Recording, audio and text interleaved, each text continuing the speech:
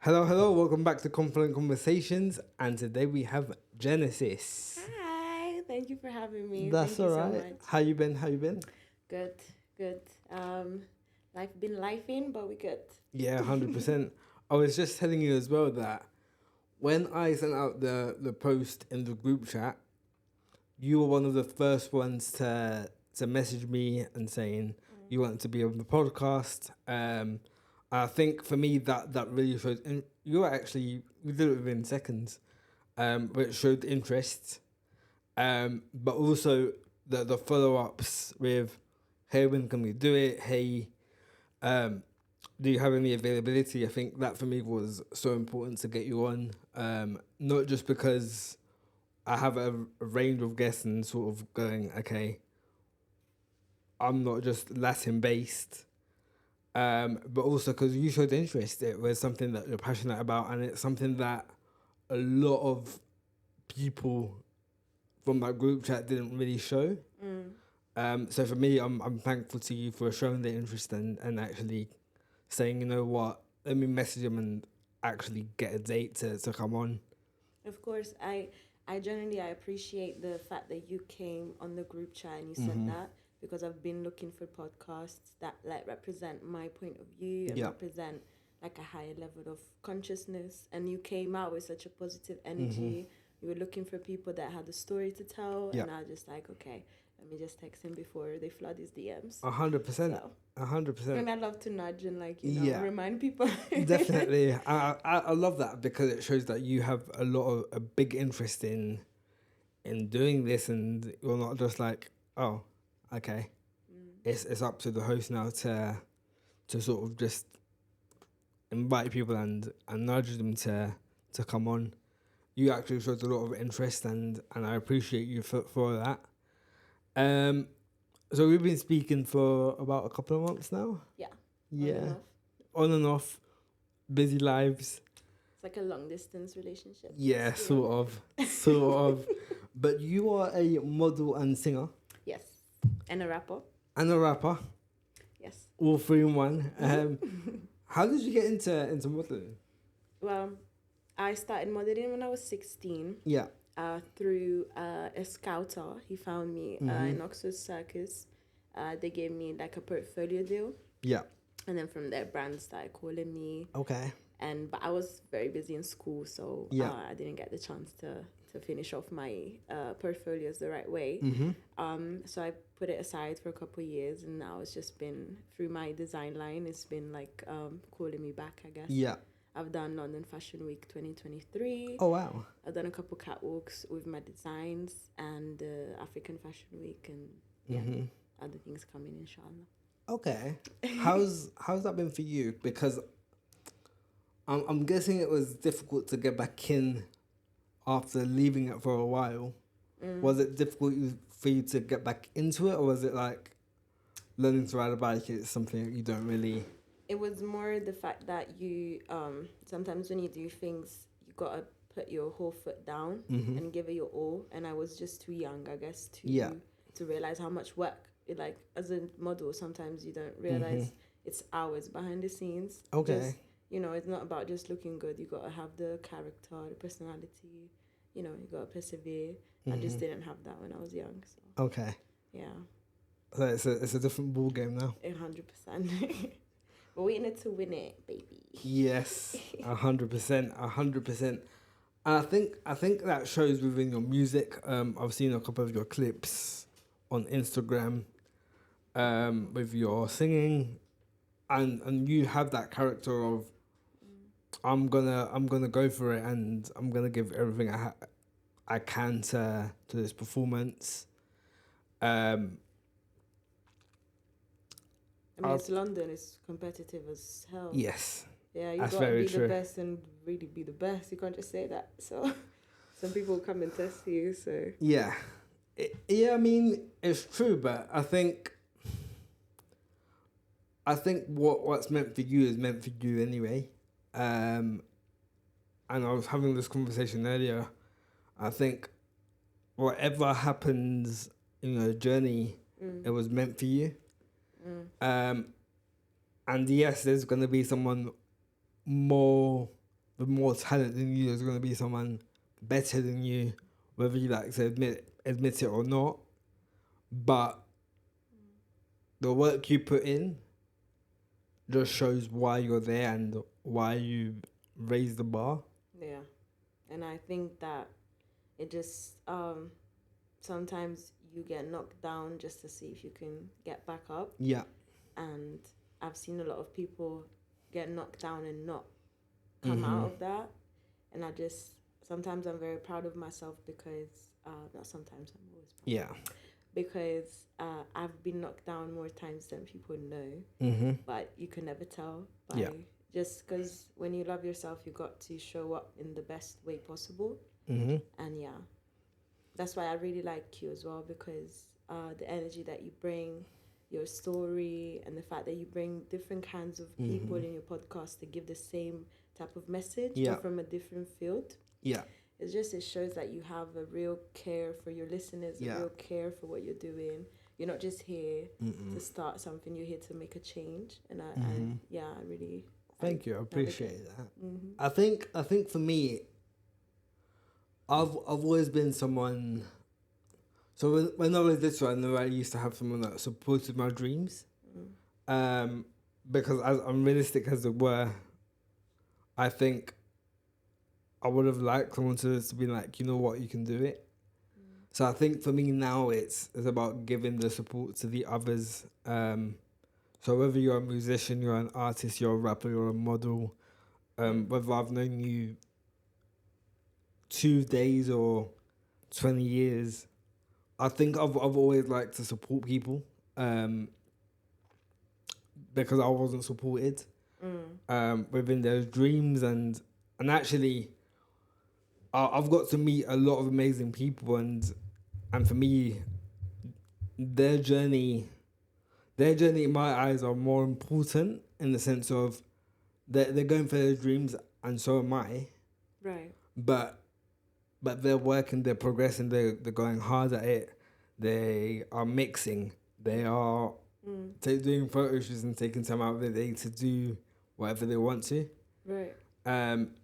So for me, it's more about supporting their dreams, and if I can support them on the podcast, then I'm 100% going to do it. And also I think for me it's about seeing their struggle and people actually expressing the struggle that they've had, because not a lot of people speak about the struggles. Everyone will see the best bits online and being like, oh my God, I want to be like that. Oh my God, I want to do that. I want to be a model. I want to be a footballer. I want to be a musician. But they don't see the behind the scenes of, oh my God, that's actually hard. Oh my God, I've got to eat right. Oh my God, I've got to train. Oh my God. Got to be happy all the time. Yeah, and it's difficult. So I think for me, it's always been about actually showing the behind the scenes, but also supporting them at the same time in any way I can. Well, I think that shows character, because there's a lot of, oh my God, in this city, the competition is ridiculous. And it's like when you go to America and when you go to different countries, it's not the same. People support each other for nothing. They wouldn't know you. When I went to the US, I had so many job opportunities, so many collabs. In 1 week, I had more collabs than I had here in 10 years. And I realized, I was like, okay, the UK people are very petty and they're very competitive. But you know what? The way that you shine your light, I guess, you attract to yourself the right people and the right energy. And I feel like that's why we aligned as well. So 100%. I think, if I'm honest, just being authentic is what's helped me. So I could try my best to be someone else, and I could probably succeed. I've done it in the past. I've done it before. But the person that's behind that door won't attract the same people. So I'd attract people like people I don't want to attract. Now I'm attracting the people I do. So you, my manager, the Mango Studio team. These are the people I want to attract because they're the same as me. They see the vision. They see the vision, but also they are the vision. They bring the vision. So I think for me, it's more about being authentic and attracting the people that I want to be in my life. Yeah. I think that's why you have obstacles as well, so you can walk over them and then the right people just appear. They don't appear, you basically bring them to you, but you have to go through things and, you know, it's like a game, you know, every level. I guess you find new people in every level. Oh, 100%. And I think with you, for example, I wasn't expecting anyone specific to actually message me back on the group chat. But when I gave the opportunity, I wanted people to actually reach out and be like, you know what? Let me give myself a chance to excel. Let me give my chance to perform my music and be like, you know what? I can do this. And you were one of very few people that took that opportunity. But the reason that fear is such a big, scary thing, and I say this from experience, is because people focus way too much on the failing. What if I'm not good enough? What if people won't like me for this? Yeah. They don't think of, actually, what if I am good at this? What if I do succeed? What if this is meant for me? And this is from experience. This is from personal experience, because I used to procrastinate a lot. And I used to be scared of, I never used to think of, what if I'm actually good at this? What if I can do this? What if I give myself that opportunity? Right. So yeah, it's just that factor of, what if I fail? What if I'm not good enough and people won't like what I do because, you know, this isn't who they think I am. F them. That's what I say. Because when you do things, I guess this is my mentality I've developed. Yeah. But I think you have the same. I can tell, because when you fail so many times in the public eye, you deep it. Everyone is as bad as you, or not worse. So they're good at hiding it, if anything. So it's like, if you want to do anything, just fail big. Make sure you can fail big so you can look back and then you can make it even bigger. The more you fail, the more you learn. Let's fail so big that we can't really fail at this. It's such a big win. Then even if you make a mistake, you know, you can make a mistake in a podcast. You can say the wrong thing, but you're still doing it. You're still uploading. Oh, yeah. Do you know what I mean?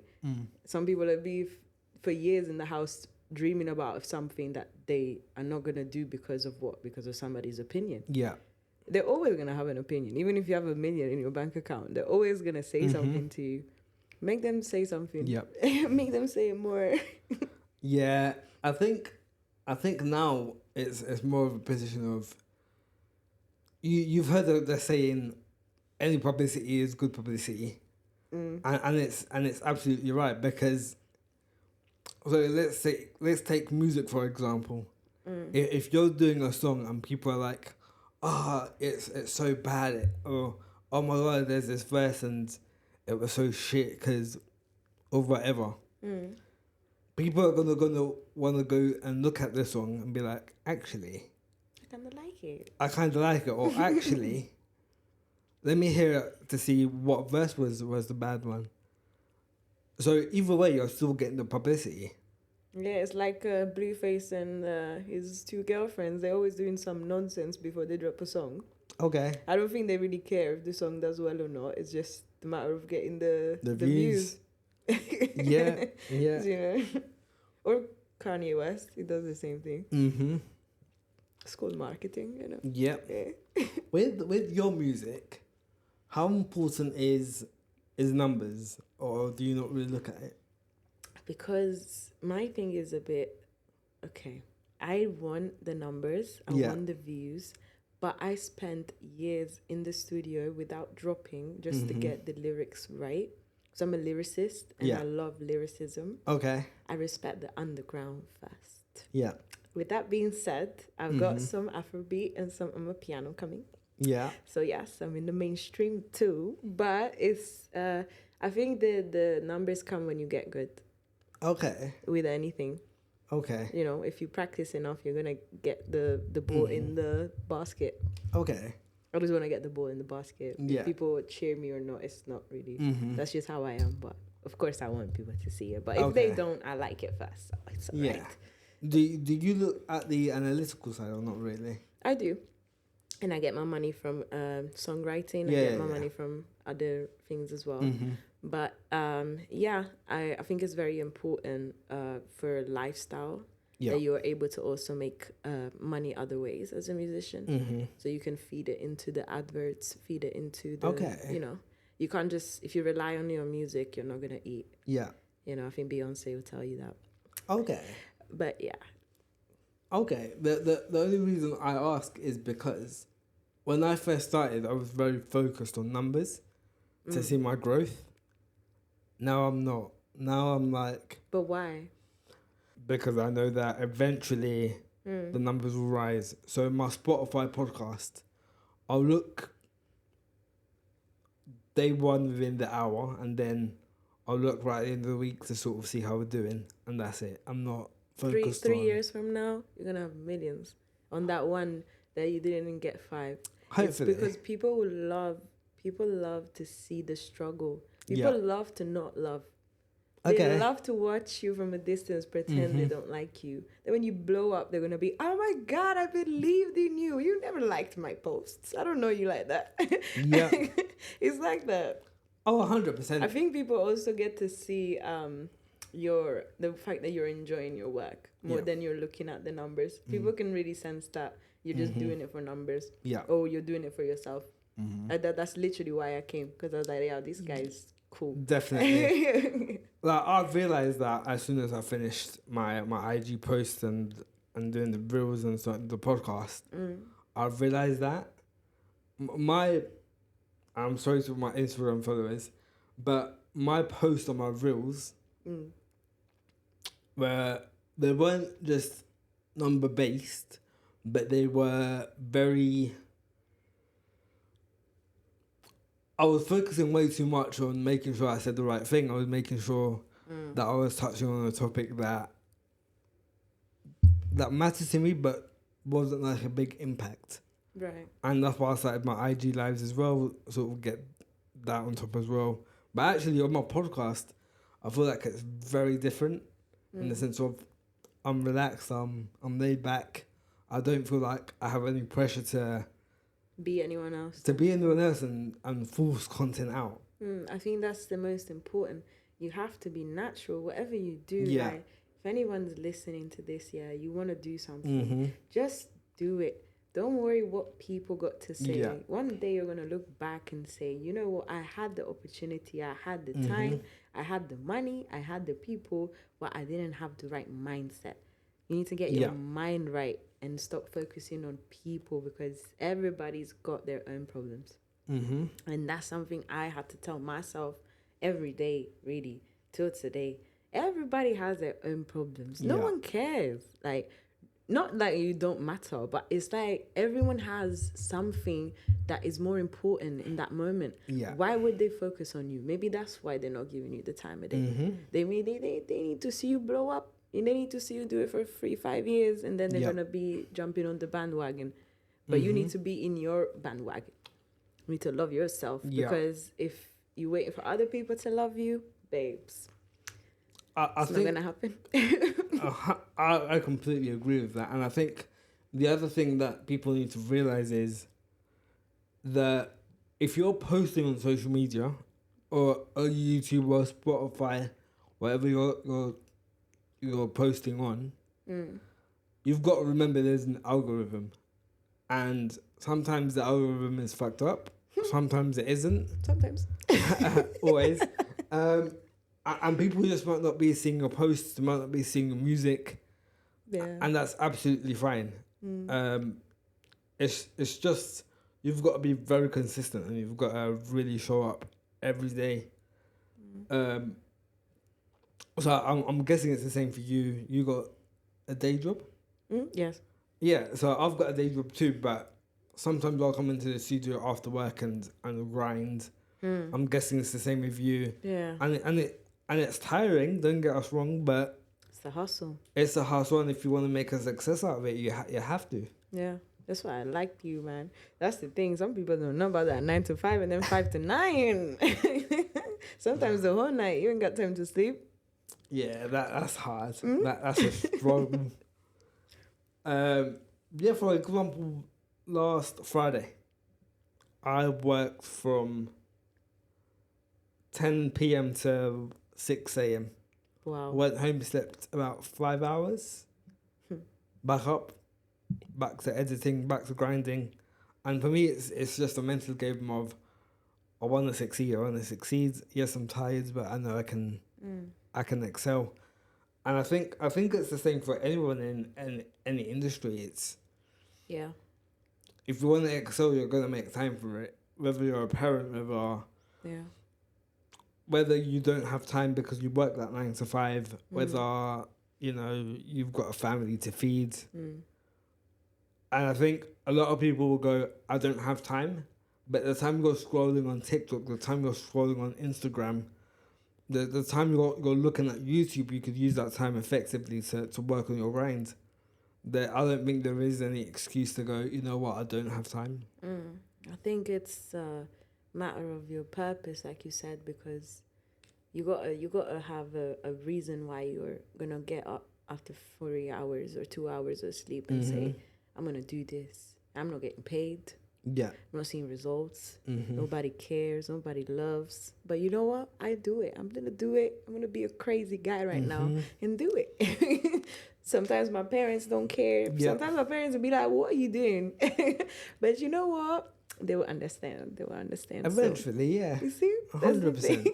100%. You got to be a bit delulu. Yeah. You do. What's your delusional dream? To be a billionaire.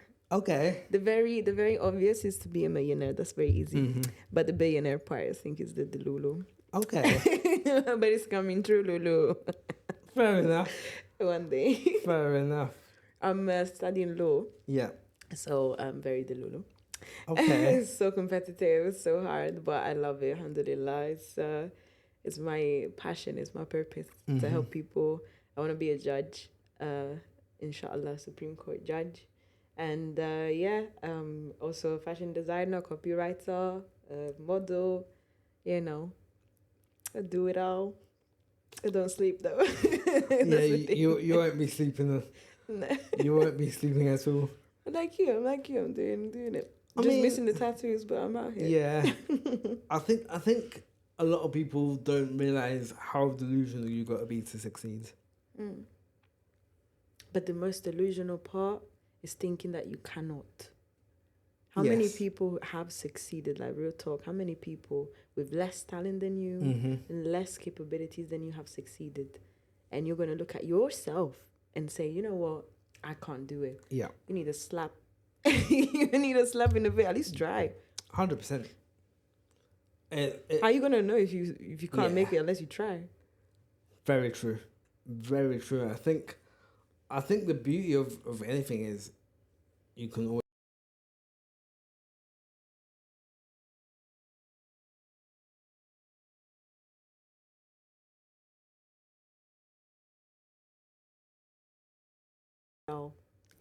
not even that. It's just I think people are, and I include myself because I used to be one of these people. They're too scared to ask for help, just in case they don't get a reply or they get knocked back. But you won't know until you ask. Yeah, I think it's self-awareness. You gotta know that you can't get anywhere without people. You don't really have value unless you bring value to others. Yeah, you can bring value to people by asking a question as well. Do you know something? Can you help me? Like when I'd reached out to you, when you first came to the group and asked, you brought value to the people. You told them, this is what I can give you. Yeah. If you want, it's out in the open. If you can, you're not going to force anyone. Yeah. That's how I got to you. If you just stay in your own bubble and thinking, oh, people owe you something. No one owes you anything, Yeah. You owe it to yourself. If they take you the wrong way, it's okay. There's 1 billion people in the world. Yeah. Yeah, definitely. You gotta have a good self-esteem and a good picture of yourself. Mm-hmm. If you don't have that, then that's what you need to work on before you do anything. Me, I was depressed. I was suicidal. I used to cut myself. When I first came to this country, Mm-hmm. I was bullied. I was abused. I had a lot of things happen to me, and at that age, I didn't know how to handle that Yeah. the right way. I didn't have a family that could help me, and so I had to figure it out on my own. And a lot of people, I think, hearing this and watching this can relate that, sometimes your family takes you into a world that they can't really progress you in. They can't really, put you in the next level because they're not there. Mm-hmm. And you can't really put that onto someone else to take you where you need to be. You need to take accountability. Even the wrong things that happen to you are for a purpose. You can help someone else, and you can lift yourself and lift the world with you. Or you can stay in the dark and hope for someone to save you. They don't even know you need help. Very true. That's very true. I think a lot of people, and this is coming from my mental health side of things, they are too, or they were too embarrassed to ask for help. And I think that they become stuck in their own thoughts. And unfortunately, things can go from bad to worse. Because I think, actually, if I do speak about what's on my mind, people are going to laugh at me, they're going to bully me, they're not going to understand where I'm coming from. But I don't think they realise that, actually, there's a lot of people out there who are there to help. And I think, if I'm being honest, it affects a lot of young people more than anything, because young people, they want to act tough, they want to have that bravado of, I'm a gangster, or I'm the cool kid, the popular kid. But you don't know what they're going through. You can't go, actually, you're the cool kid, because you don't know what they're going through. They could just using that facade to cover up a lot of cool kids commit suicide. Yeah. A lot of cool kids cry at night. A lot of cool kids take pills to stay sane, but they would never tell you that. A lot of cool kids have been abused.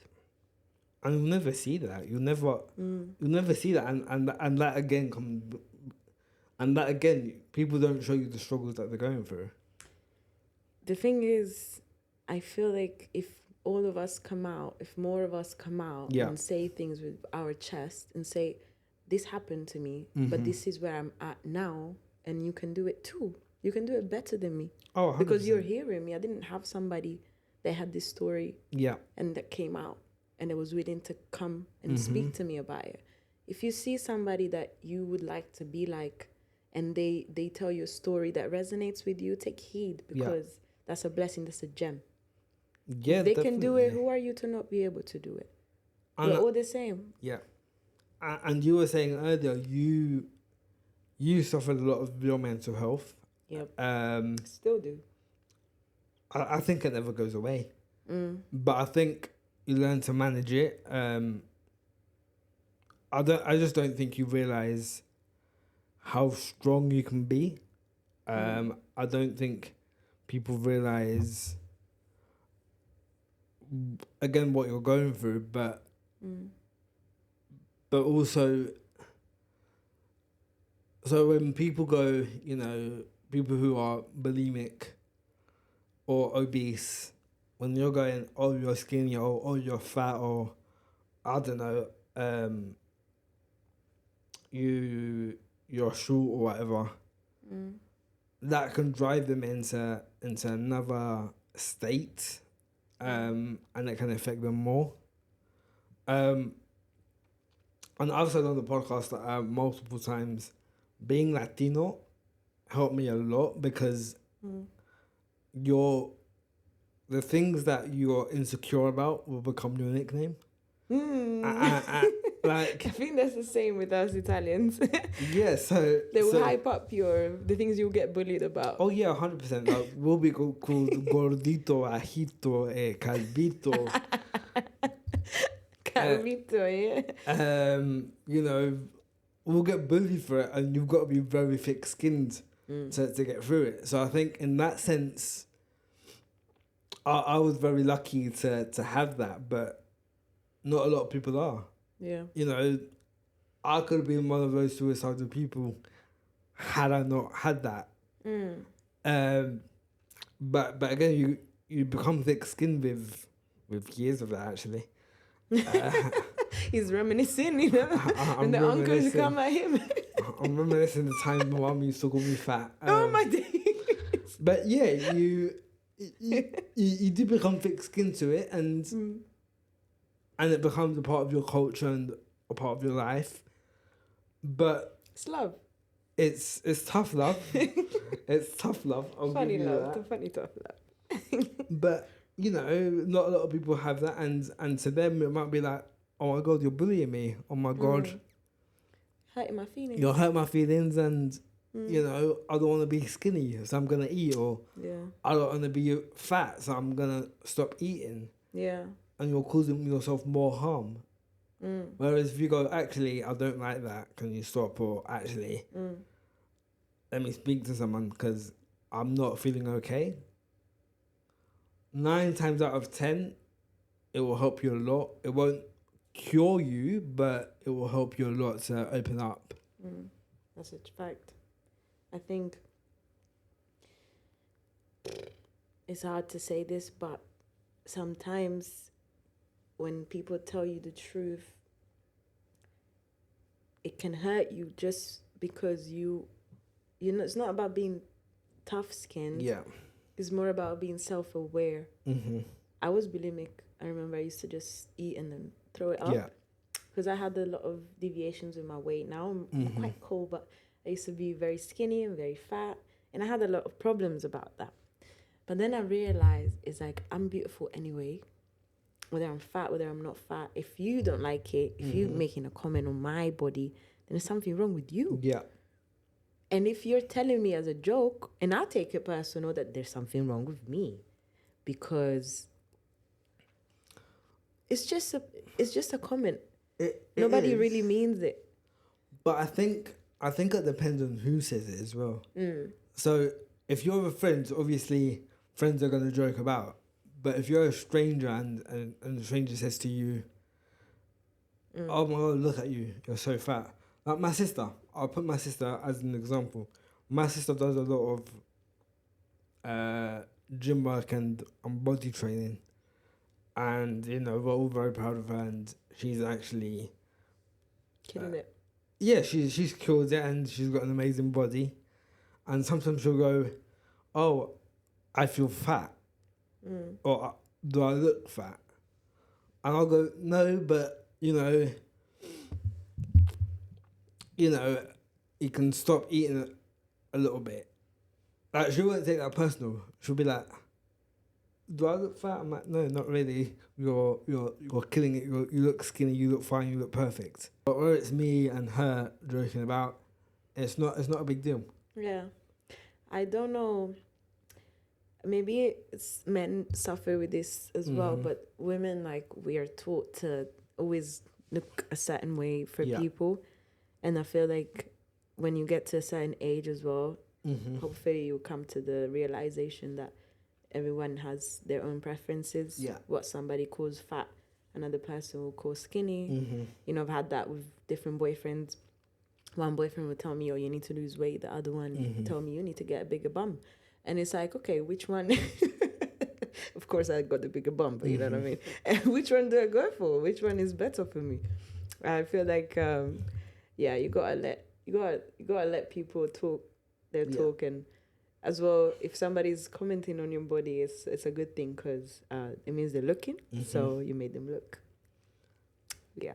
I think as a man, or for example, in my example, I didn't used to feel attractive because of my condition. You're handsome. Thank you. I think that was always a big thing for me in the sense of when I was younger, I'd tell a girl that I've got a disability, and they'd either block me, they'd walk away, they'd run away, and I'd be like, okay, cool. Next. Don't mention that. And I stopped mentioning that. But now, I've been single for about coming up to 8 years. And I'm happy with that. Because I get to work on myself, I get to work on my grind, and I don't have to be like, oh my God, I've got a disability. What's this person gonna think? If the right person comes along, then great. If not, then I'm independent. I'm okay. I'm not struggling. Right. I'm happy the way things are. I don't look for love anymore. I used to. Now I don't. I just focus on me, and if it happens, it happens. If it doesn't, then you know what? I'm fine with that. The right person comes at the right time. Yeah. Yeah, and you love yourself, man. Yeah. It's a beautiful story. A lot of people can learn from you, man. It's not easy to say that, oh, I'm happy being single. Oh, a lot yeah. of people are like, oh, what's wrong with me? What's wrong with me? Like, there's nothing wrong with you. Sometimes you're in the wrong place. And Maybe I used you to need to take a question little that. flight. I used to question that a lot. I used to ask myself what's wrong with me. But now I'm gonna confess that I flirt a lot. I do flirt a lot with women, and you hear him, you guys? know, and you know, I'll talk to them. But for me, it's nothing like on a serious thing, unless I genuinely go, you know what? Let me take you out. Let me do this. Let me do that. Then I'm on a serious note. But if I'm just saying, if I'm just on a flirty vibe, then I'm just on a flirty, friendly vibe. That's it. And I'm happy with that. Muchacha, ¿cómo estás? Okay.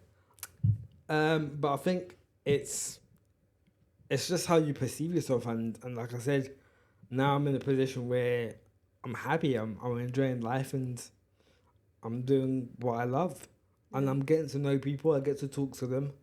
Some on a friendly vibe, some on a flirty vibe. Yeah. You know who you are. And yes, it's just whatever happens. I love that. Cool. You know, she's listening still. Yeah, Let me tell you hopefully. something, yeah. Women, yeah, one thing about us is when a man is thriving, that's when we come to you. When you're chasing us, it's not really attractive as well. It's when the man is doing his own thing and it's like, oh, he's actually doing it. He's succeeding. He's going over. He failed, but he's going back. It's like, oh, this guy is mine. And then they'll come to you. Yeah, see, I've stopped the chase. Like, I'll flirt, but I'm not chasing. I'm not like going all out to get them. Like, I'll flirt and I'll say stuff, but when it comes to my actual partner, when I get her or when I have her, for me it's more of a, actually, if I'm thriving and I can push her to succeed, then that's great. If she's got an ambition or a vision or a dream, then I'll 100% support her and push her to accomplish that dream. Nice. And I think for me now, it's more of a, like I said, I'm happy with where I am. Whether she comes or not, I don't know. But like you don't need no one to come define you for yourself. No. Yeah. No. It's giving that vibe, solo boss man. Yeah. Yes. I've never enjoyed the chase. Never enjoyed that chase. Man, you should, some men should hear him. Every time you walk down the street, hey, can I get your number? No, you cannot. You cannot. Can I have your mom's number? I might have to talk to her still. Stranger. The chase is a struggle though. It's a struggle for us men to do that chase and pick up the courage to. How many no's can you guys hear before you get it? not even that, but you got to remember, some men, I'm not saying all men, but some men don't have that confidence. So when they pluck up the courage to come and speak to you, it's taken them a while and it's taken them a lot to come and speak to you. And I think that's why I've never liked to chase. Because imagine all that courage you've picked up and then being like, no, I don't like you. Or no, I don't know who you are. Yeah, no, I hear you. It hurts. Yeah. But it's tough, I guess. As women, we're told not to give our information, our time, our presence out to just anyone. And sometimes guys can have good intention, though. I can't lie. I met my boyfriend through a stop and search type of thing. Hi, girl, how are you? From the station, he followed me. So I was like, okay, you creep. And then he followed me again. So I said, cool. Now we're together 2 years. So. Oh, damn. But it's a pretty subjective thing, I guess. But yeah. I mean, as a woman, and I've not done this, but if a guy was to get you a drink, nothing like malicious, but like bartender takes you a drink and says it was from so and so, and you were single, how would you react to that? I'm gonna smell it. I'm joking. I'm gonna say thank you. If he comes over, I'll talk to him. Yeah, I think a lot of men. It depends on the guy. I think a lot of men struggle, and a lot of men are shy to go up to a woman just because of what is perceived of us. I feel really bad for men, though. It's not easy to be a man in the world. Sometimes you do things out of a good kindness of your heart, but people take it the wrong way. Yeah. But you also have to understand that it's hard for us as well to just let our guard down. Oh, yeah, 100%. Like a guy came, I remember a train driver came out of the Brunsbury station. He's like one of those guys that watches you to tap in your card. And I'm about to get on the bus, so I'm not even in this train station. He comes and talks to me nighttime. And obviously I'm not on it because I'm taking the bus. Yeah. And gets so pissed. He almost wanted to like fight me. Like physically fight my big ass guy. I was like, okay, it's not that deep. But you know, so sometimes you don't know what happens. Like when you meet some guys take it really personal. Yeah. You know, you don't know what's in their pocket. You know, it's London. We can fight, but you know, can't fight a big guy. Oh no, I get that. I think a lot of men are perceived as quote unquote dogs or cheats. Without the quotes. I'm joking. No, I know a few men who have cheated and have separated, and I know a few men who you know who have been 2 times and they've been hurt themselves. But I think women do that as well. I'm gonna let out like a little teaser here. Well, not teaser, but a little bit of information that women might not know. But in my perspective and the way I see things is, if a man cheats, it's normally because he thinks. So we've heard of reachers, and there's a reacher and there's a settler. So if a man feels like he is reaching, he won't feel good enough. And that's the way I see it. If someone cheats because they feel like they're not good enough for the missus and the missus might cheat on them, it plays on your mind. It's a pain. Possessive because of that. Yeah. And very strategic in the way that they use that possession, because they can be that, okay, don't go there, don't do this. Yeah. You need to stop that, stop this, and project their insecurities on you. But women can do that as well. It's not just like a sex thing. It's both of us would do it. Yeah. Yeah, it's better to sometimes it's like stay single until you. Yeah, even with the guy I'm with, we are more laid back and Yeah. Because we used to be too much in each other's business, and it wasn't the right vibe. Yeah. When you're more friends, I think you understand, like, I have a life, you have a life. And yeah. 100%. I think. But I have a question, because you're, like, as a man, and you guys are all the same in this way. I don't like to bottle people up, but you guys are all the same. Like, if you have a girl and she's beautiful, and she's smart and she's doing her thing, why does that correlate to her cheating on you? Because people look at her. It's not her problem. Like, it's not her fault that she looks good. I mean, that's why you went with her. Yes. Do you know what I mean? You're absolutely right. Like, you want to blame her for her genetics. But you know what it is? It's our insecurities. So because she's beautiful and she's a 10 out of 10, she might not see us like that. Right. So in return, and in our heads, it's like, actually, she can get someone way better than us. But she picked you. Yes. For a reason. Yes. Maybe she's seen something that you don't see.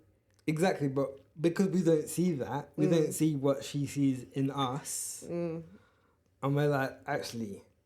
So I'll use me as an example, just so I don't throw anyone under the bus.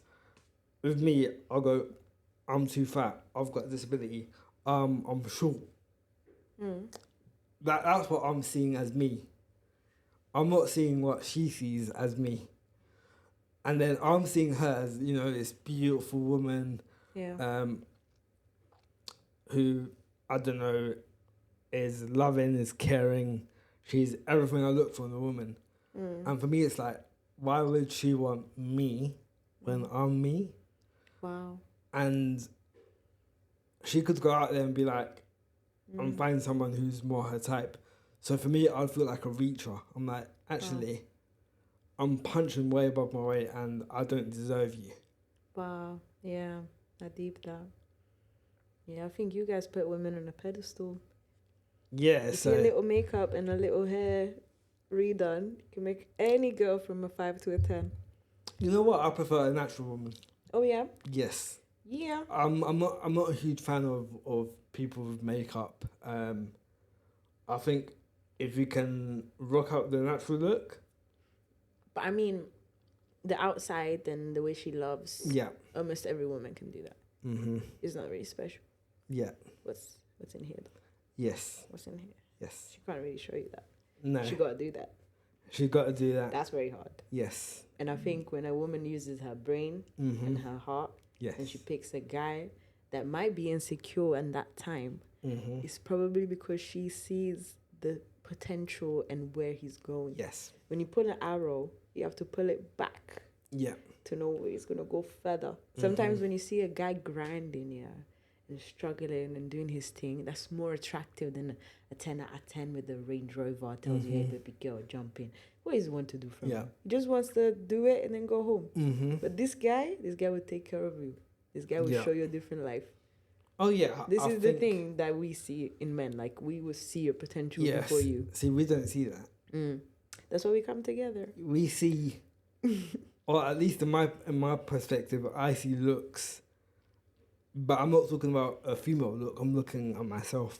I'm like, am I attractive? Or am I something someone would want? What? You're sexy. Nah, see, I don't feel it. Nah, right now, I don't feel it. It's alright. They feel it. The girl don't feel it. I'm telling you now. But I think, so when I get my shape up and my hair cut and I actually make an effort to dress up, I can look good and I'll feel good and I don't care what people think. Right. But there's times where I'm like, is this what people want? Is this what she wants? No.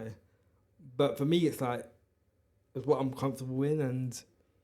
So you are. It's who I am and, you know, if she likes me for who I am, then she likes me for who I am. But that's where the insecurity comes, because if she's looking like $1 million and I'm looking like this... What do you mean? Hoodie, t-shirt, joggers... Gangster.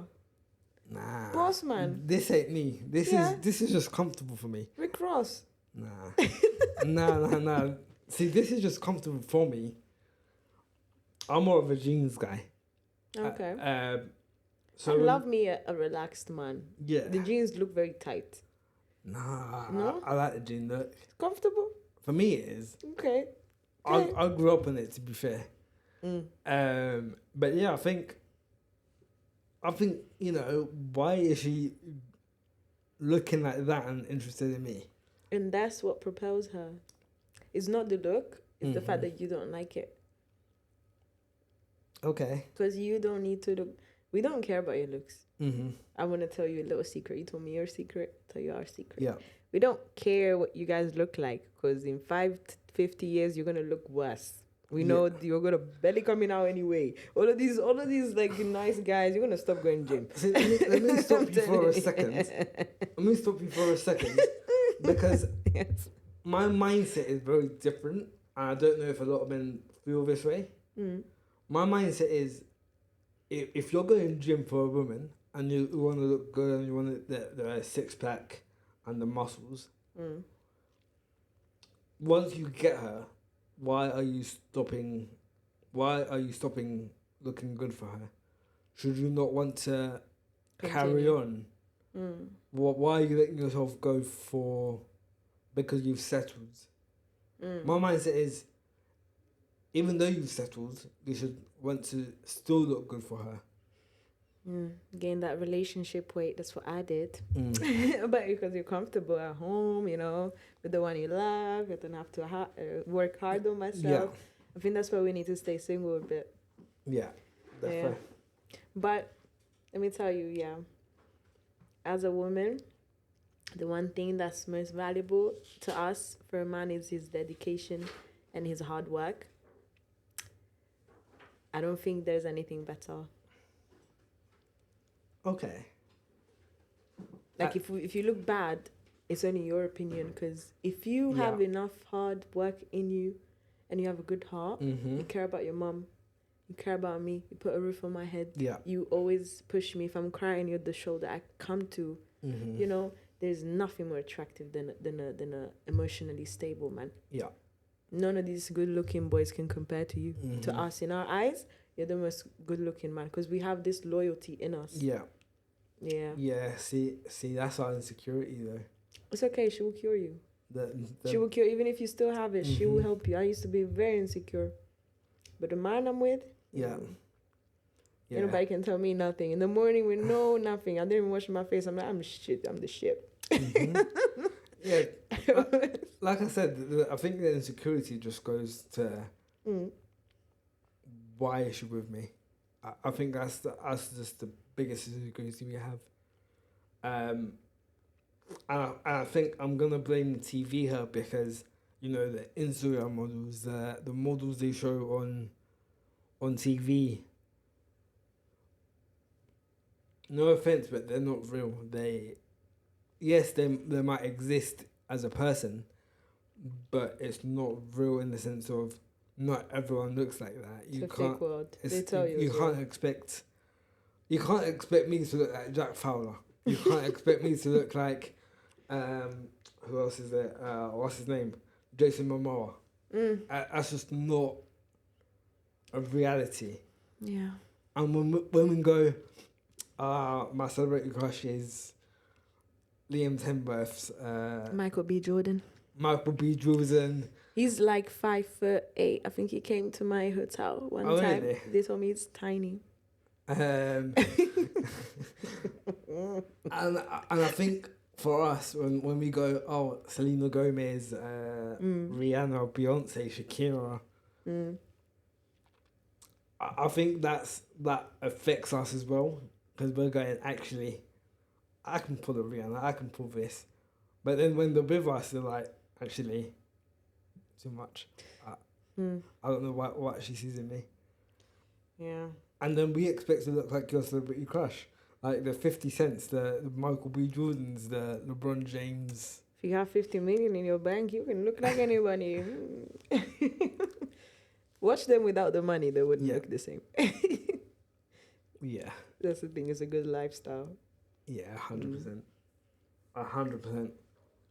So yeah, I've told you a couple of secrets of mine, and... Yeah? You want me to tell you mine? Go for it, if you've got a couple.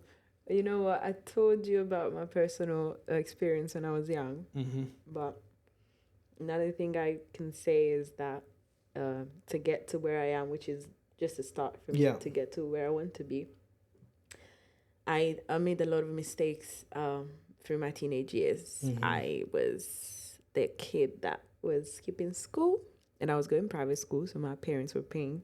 I was a good kid, good Yeah. grades, and then my dad did something back in his country, and it really hurt my feelings. Mm-hmm. And from there, I just said, you know what, fuck this. Can I swear or? Yeah. Okay, Yeah. fuck this. I'm not gonna be nice anymore. And I did a lot of what a lot of kids do. Is just I got back at them. I thought I was getting back at them, going out, smoking, doing my thing. Mm-hmm.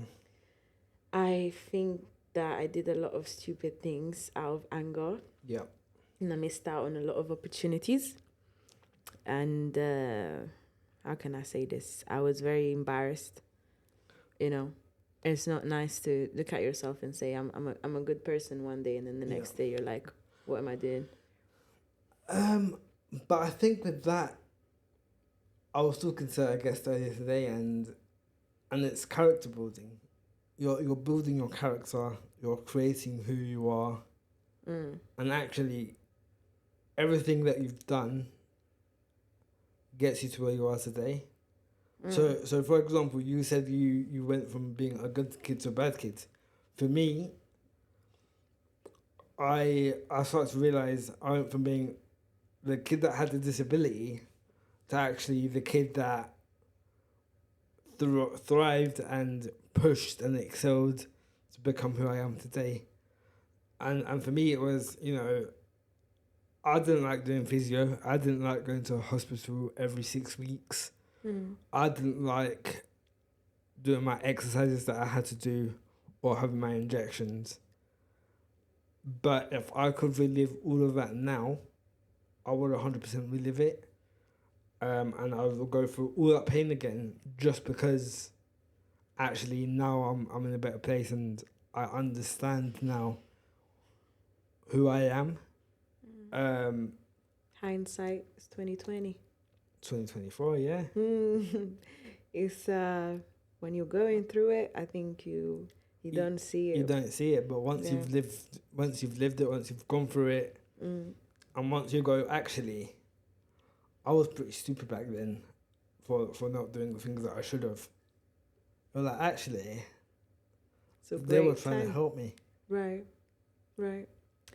How do you tell your younger self that though? Because there's so much.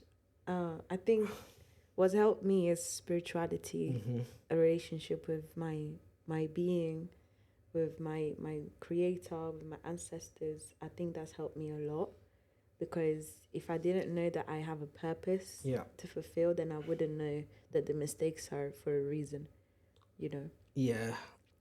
But yeah, you live, you learn. But I'm sure there's another girl out there in the world. I know a few as well that are doing the same thing I used to, and I can just see myself in them. And sometimes I'd be like, damn, I wish I could, but they don't take advice. I wouldn't take it either if I was them. I don't think. You don't know what I'm going through. I'd be like, you don't know what I'm on. I don't think you can tell your.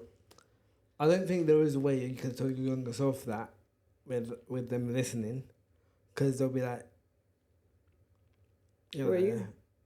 Yeah, it'll be like, who are you? What do you know? You're not going through it. But I think the last bit of advice I could give to my younger self is see it through. Go through it and experience what you have to experience. Whether it's pain, whether it's heartbreak, whether it's going through different emotions and speaking about your feelings, go through it. Because I promise you that at the end of it, and honestly, once you've gone past that stage, you will grow from it, and you will experience such a different mentality. You're amazing. I think it's just because I've lived it. So for me, this is literally what I told my younger self, and I think this for me is my experience as a motivational speaker that I've wanted to become for the last You are already, bro. 9 years. Wow. Yeah, and it's just the message that I want to give. It's you can't tell your younger self to do things differently, but you can tell them why they should experience the life that they've been given. Walk them to your present. Yep. One thing before we go, one thing I just would like the world to know is that a pretty face is not it. That's not all she has. She can have a lot inside, a lot to teach you. Yeah. And a lot to bring to the table. Definitely. Some of these ninjas only care about your titties and your bum, but they don't know that this woman, if you sit her down like he did, like this king did, and talk to her, she can actually bring to you something more valuable. But yes, I just want to say Thank you so much. Thank you so much. Thank you. We'll definitely get you back on. Yes. Defo. Thank you for coming down. Thank you. Thank you for having me. Thank you. Go follow Genesis on her social media. I'm going to link it down below. And yeah, guys, thank you for watching. And honestly, this has been one of the deepest conversations. Definitely one of the most thought-provoking and relieving conversations. But yeah, guys, thank you for watching. Love, like, support, and show your love to Genesis. Thank you. Peace. Bye.